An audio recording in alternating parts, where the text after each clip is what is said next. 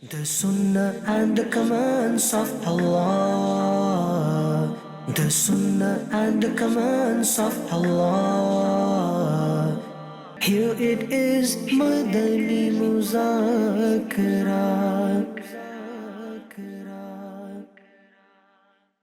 Alhamdulillahi Rabbil Alameen Wassalatu wassalamu ala khatamin nabiyyin Amma ba'd فأعوذ بالله من الشيطان الرجيم بسم الله الرحمن الرحيم الصلاة والسلام عليك يا رسول الله وعلى آلك وأصحابك يا حبيب الله الصلاة والسلام عليك يا نبي الله وعلى آلك وأصحابك يا نور الله.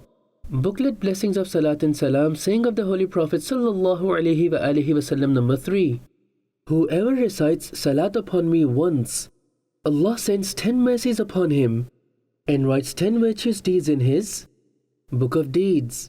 Sallu ala al-Habib sallallahu ala Muhammad. My question in the court of the Amir of Ahlus Sunnah is that generally this intention is made in Madani Muzakarahs or Ijtimas that I will sit in a respectful manner. What is meant by a respectful manner? Some preachers also make you make this intention that I will sit in a folded leg position. If someone cannot sit in a folded leg position due to some reason, would he not be deemed respectful? Whereas he listens to the speech with full focus and concentration from start till end. So, what is meant by sitting in a respectful manner? For respect, the norm followed in our society is like this with folded hands, which symbolizes showing respect. So same would be deemed for a person who is sitting like this. So it means that you should not do or say anything that hinders the listening of other people whilst they're trying to listen to the speech. Now talking for no reason in between, laughing, smiling, making gestures for no reason during a speech is of course not respect. So actions like this should be avoided. Folding hands is not necessary. If sitting in a folded leg position and with folded hands increases a person's concentration in listening to the speech, then it's better for him to do so. And if sitting in folded leg position hurts the knees or legs of the person, then he should sit in a comfortable manner, as the actual purpose is to learn deen, not to sit with folded legs. So depending on the occasion and according to the individual state of the person, he should sit in a manner in which he is most comfortable to learn deen. Be mindful of this. Just folded leg position is not condition. So depending on the occasion, a person should adhere to respect while sitting comfortably so that he can understand easily. Sallu ala al-Habib sallallahu ala Muhammad. My question in the court of the Amir of Ahlus Sunnah is that how can love develop between a husband and wife? And if ever a dispute breaks out, what should be the way of reconciliation between them? Love and affection will only be developed by respecting each other. Or what happens is that the husband expects only the wife to respect him. This is not the case. Parents should respect their children. A hadith states that, the summary of which is that respect your children, respect your offspring, and teach them manners. So if you respect your children, then they will learn to respect others. If you keep shouting at the children all the time, if you keep telling them off all the time, that's what they're going to learn as well. So make sure that you respect your children and they learn from you to do the same. If you tell off the child in front of everyone, keep shouting at him, he perhaps wouldn't say anything. But unknowingly you're providing your child a negative and wrong upbringing. The child will do the same, following your footsteps.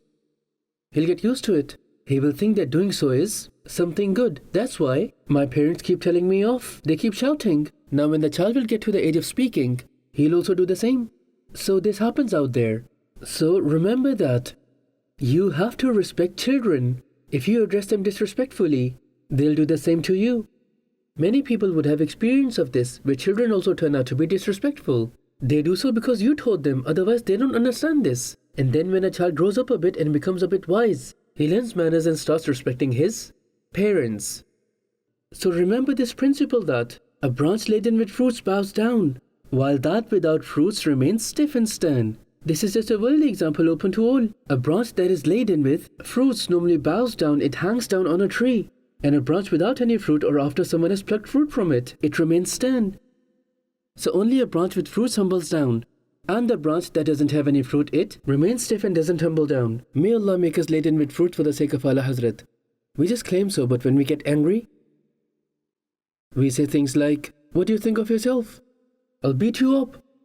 That's it. I've warned you once." This is the language that we start using. Rough people and hooligans use this language. As for those who are people of knowledge, they don't talk in this manner, and in case if any of them do so, then they should avoid doing so.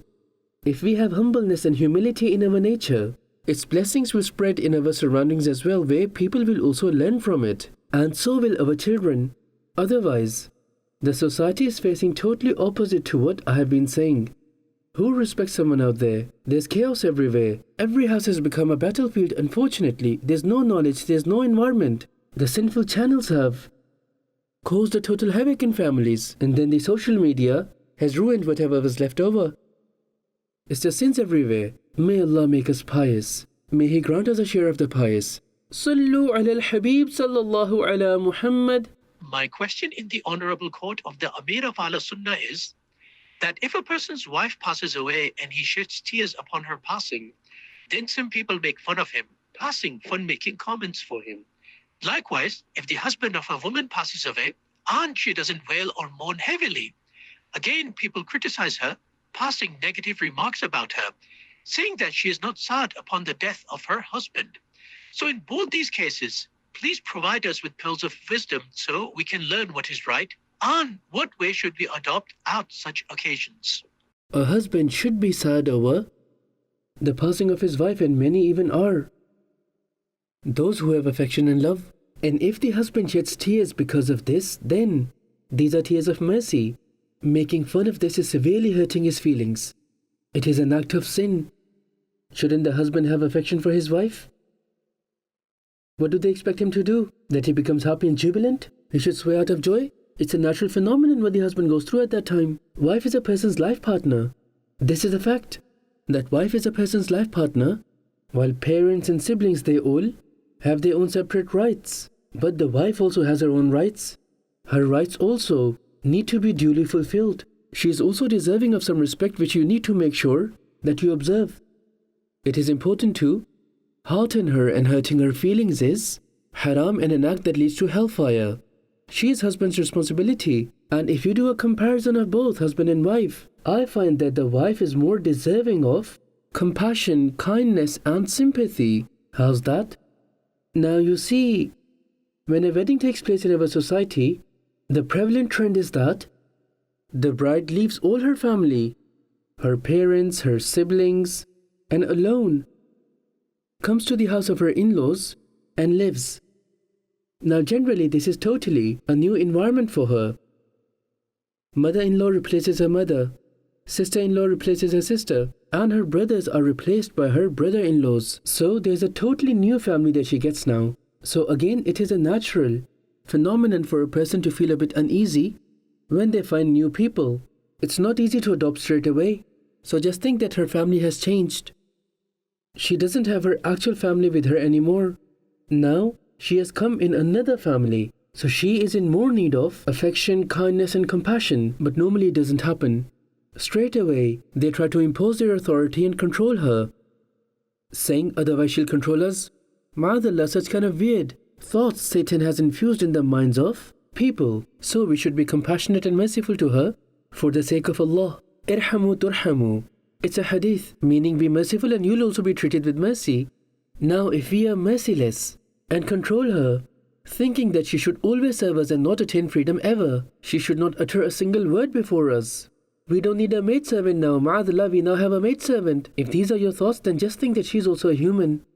This at times also leads to breaking up the relationship. Make sure that you don't do this. It's necessary to give everyone their due right. A husband who actually loves his wife and is affectionate towards her is truly fortunate. If the husband sheds tears and becomes sad, this is a natural phenomenon which should also be experienced. And now for the wife.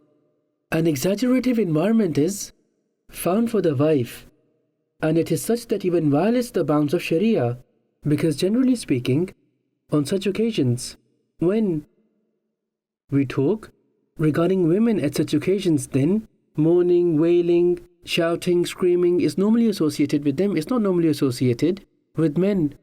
Hadith traditions also mention women. It doesn't mean that the due punishment for it only applies to women and not men. It applies to both. But because men do so less and women do so more frequently, that's why they've been mentioned in hadith regarding mourning and wailing. They end up falsely praising him so much. Even if the deceased wouldn't offer a single salah, but after he died, wilaya, meaning sainthood, is conferred upon him. He may quarrel all day long, but they would say he was harmless. He never hurt anyone's feelings. You'll get to hear these kind of things for them. It's like after he has died, he has succeeded. He landed straight in paradise after dying. This is the prevalent norm normally. If someone does these false praises deliberately, they'll become sinful. It's haram and an act that leads to hell. But people do this. What should happen is that after a person passes away, his fault should not be mentioned, as instructed in a hadith. If we backbite a normal person who is alive, then there will be a chance of seeking apology from him. A chance of forgiveness is there. But you can't do so from a deceased person. So backbiting the deceased is more severe than backbiting a living person. The ruling is severer. I have generally noted that people don't backbite a deceased as much. But what has been observed is that they overly and falsely praise the deceased. This is wrong. There are times when deceased is also backbitten. It's not that he is never backbitten. People don't spare him even after he dies. They keep publicizing the shortcomings of the deceased. Because at times there are such instances where such circumstances occur where it is obvious that mischiefs and discords will now grow. So in certain circumstances, there are certain scenarios that may allow you to lie as well. If it is impossible to avoid mischief and discord without telling a lie, now you can remove the discord by telling the lie. Now if you come to know about someone's shortcoming, the command is to hide it. Let's say you can't hide it by telling the truth, and someone wants to know about his shortcoming, and there's no Shari'i reason for disclosing the shortcoming. Now you can lie in order to conceal the shortcoming, as the honor of a Muslim is very important. But unfortunately, our state is such that we look out for shortcomings in order to uncover them. This is sadly our state nowadays. The foolish person doesn't realize that when he points one finger at the other person, the remaining 3 fingers pointing to him say, "Look at yourself, what are you? You are filled with shortcomings yourself." This is referred to as revealing or disclosing someone's shortcomings.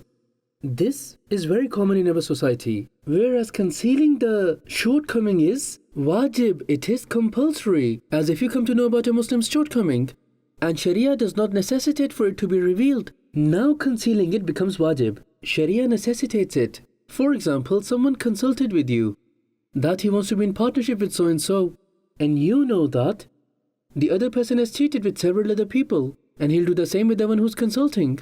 And he is now asking you that should I do partnership with him or not, and you know that the other person is a cheater. Now it becomes wajib upon you to tell the other person about him being a cheater, as long as you're giving suggestion. If you're giving suggestion, then you'll have to give your true opinion. If you're dishonest in giving your suggestion, then you'll become a sinner. You should truly disclose about him that this is how he is. You can also adopt such means where you save and protect yourself and ensure that your name is not revealed so that the other person does not become your enemy or harms you. Similarly, if someone says that I'm considering that person for marriage, and that very person does have a shortcoming, which you know of, which you are aware of, that because of it, this person will suffer severely, or he's taking your advice, now informing him would become wajib, provided that you informing him would carry great weightage in his decision making. So now disclosing the shortcoming of the other person would become an act of reward. Likewise, mentioning the shortcoming of the cheater in the first example will be an act of reward. So there are such exceptions, like a hadith states that publicize a transgressor, mention him with the evil that he has. You see, otherwise how would people recognize them? So those from whom Ummah suffers a loss. Revealing the evil of such sources, if done so solely for the pleasure of Allah, will also be an act of reward. So there are different cases to it, but in our society, shortcomings are not revealed for this purpose. It is done so out of grudge. Or they do so just for the sake of it, just for the pleasure of their own nafs, saying like, oh, he's like this, he does that. Why do you do so? They tarnish the honor of the other person. This is an act of sin. One has to repent from it. If any such situation has arisen, then you have to apologize to the other person and please them. I've seen this, and to such an extent that renders the intellect of a person totally astounded at times. They cross all the limits that you can even think of. I've attended meetings where brothers say that we have admitted to our wrongdoings of the past and also repented over them. But now, they complain out of anguish that they still mention me with my wrongdoings of the past. Despite them all knowing that I've repented, I repented in front of everyone. I was at fault. I was wrong. And the wrongdoings in question would also be that would make a person extremely embarrassed. But foolish-minded people in our society do not refrain from this. These warnings are for such kind of people, that those who have sincerely repented from their past sin. Now whoever embarrasses them over that sin of theirs, that person will not die until he himself indulges in that sin. This context is found in a hadith. Our Sharia teaches us to love one another. It eradicates hatred and spreads love. Who is our hatred for? For the enemy of Allah and the Prophet. That's who our hatred is for. He who takes us away from the path of Allah and Prophet is our enemy. The true beliefs of Islam from the Quran and Hadith that we've been taught, the beliefs that the true scholars of Ahlul Sunnah taught us, whoever takes us away from them is indeed our enemy. He who is the enemy of Sahaba and Ahlul Bayt. They can't be even compared to the shoe of our feet. What have we got to do with them? They're our enemy.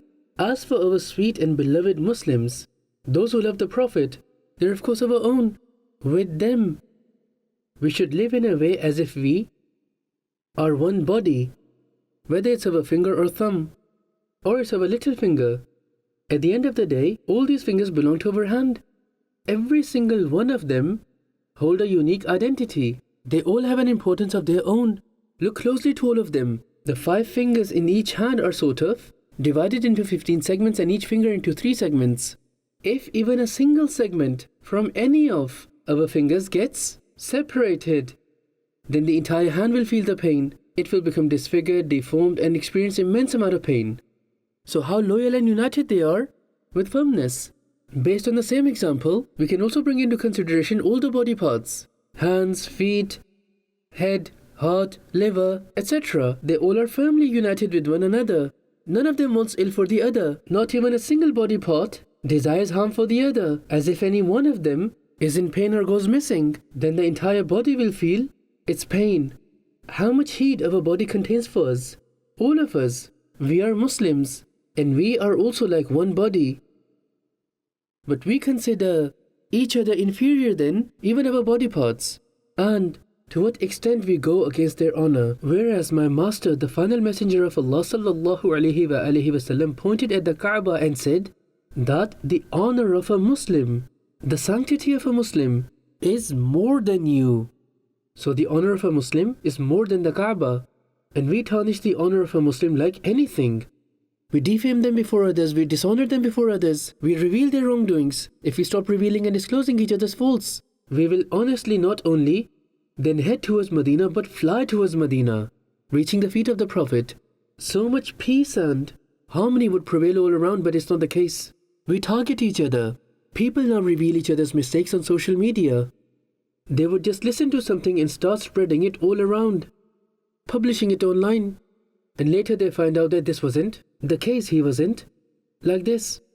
They accuse someone to be a thug, someone to be a cheater, someone to be a thief, someone to be a robber, someone to be liar, someone to be immodest. People generally do this. And normally none of them have any proofs whatsoever. They just falsely accuse.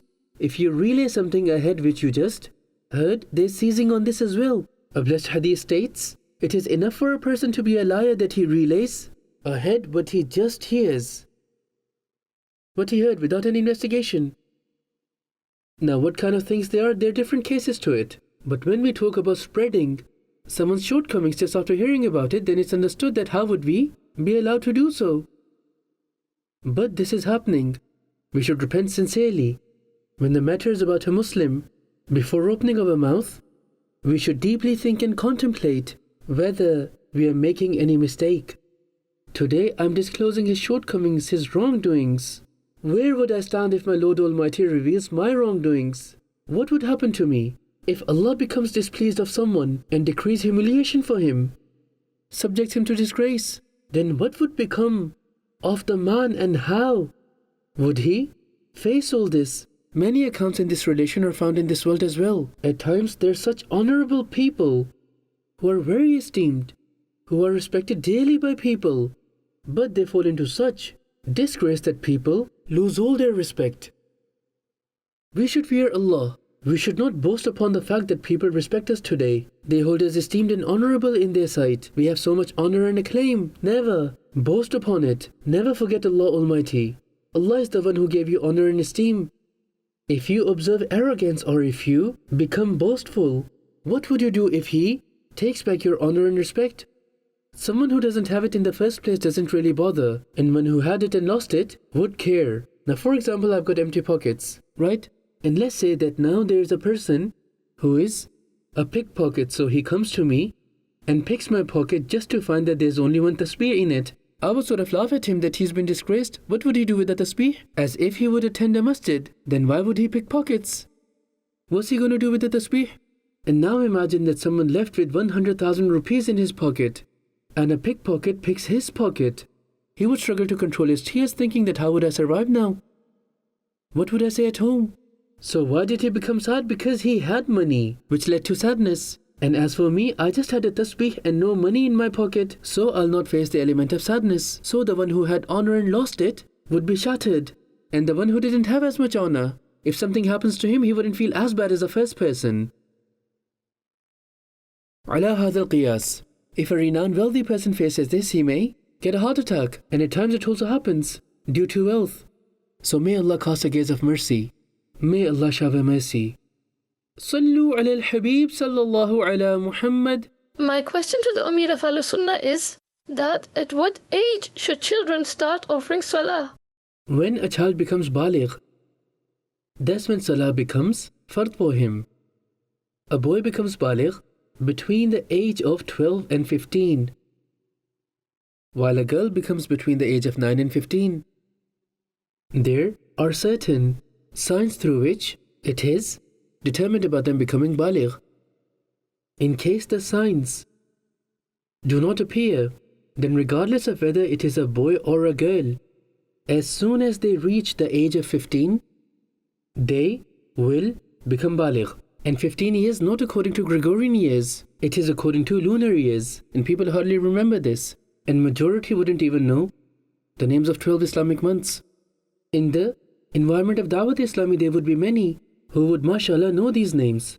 But general public normally don't know these names. They may be educated in worldly sciences, but don't know this.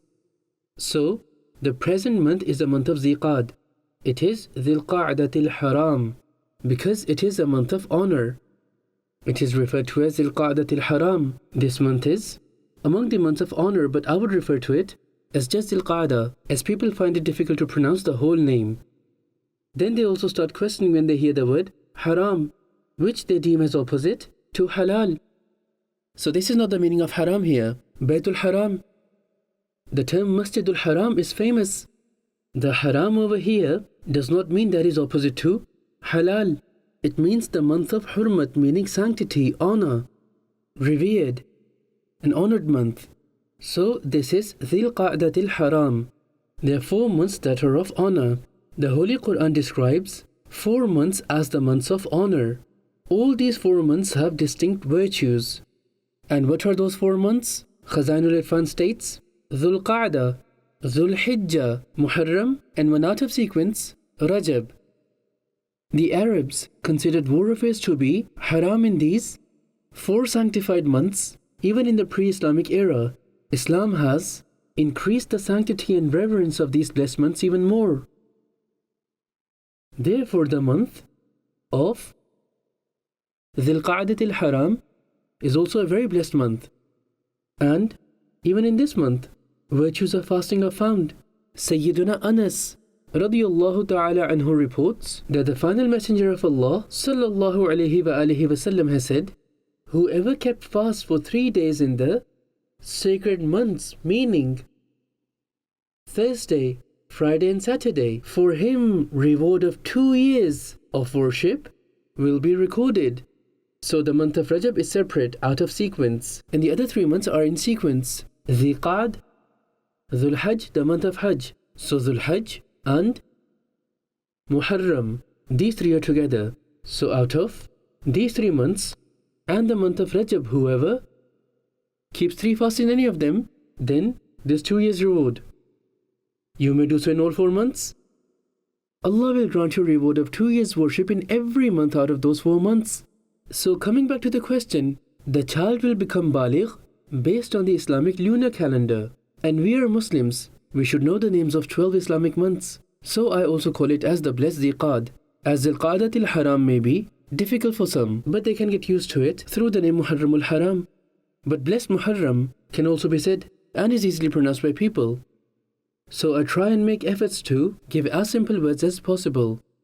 Sallu ala al-Habib sallallahu ala Muhammad. The Sunnah and the commands of Allah. The Sunnah and the commands of Allah. Here it is, Madani Muzakarah.